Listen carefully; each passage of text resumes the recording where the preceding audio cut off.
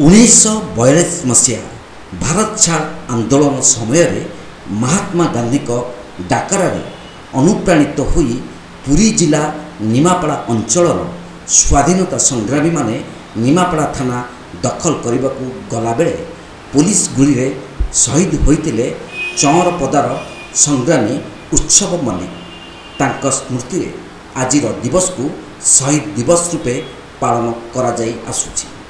एही परिप्रेक्षी रे निमापड़ा एनएससी और शहीद स्मृति संसद आनुकूल्य स्थानीय शहीद पड़िया शहीद दिवस पालित हो जाइछि।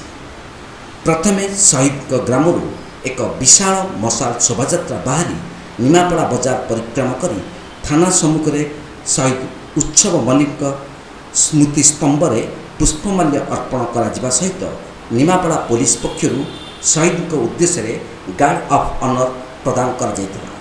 एही सभारे अतिथि भावे जगतसिंहपुर सांसद डॉक्टर राजश्री मल्लिक, स्थानीय विधायक समीर रंजन दास, पंचायत समिति अध्यक्ष शंकर भोई, निमापड़ा स्वयं शासित महाविद्यालय परिचालना कमिटीर सभापति जगत प्रसाद साबुत, एनएससी उपाध्यक्ष संतोष कुमार दास प्रमुख जोगदे शहीद उत्सव मल्लिक स्मृतिचारण करथिले।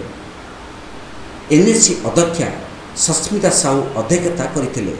शहीद स्मृति संसदर संपादक वेणुधर सेनापति मंच परिचालना करने सह धन्यवाद अर्पण करथिले एवं शेष में छात्र छात्री मानक द्वारा सांस्कृतिक कार्यक्रम अनुष्ठित होइथिला। निमापड़ारू शिशिर कुमार स्वाईं रिपोर्ट, तीर्थक्षेत्र लाइन।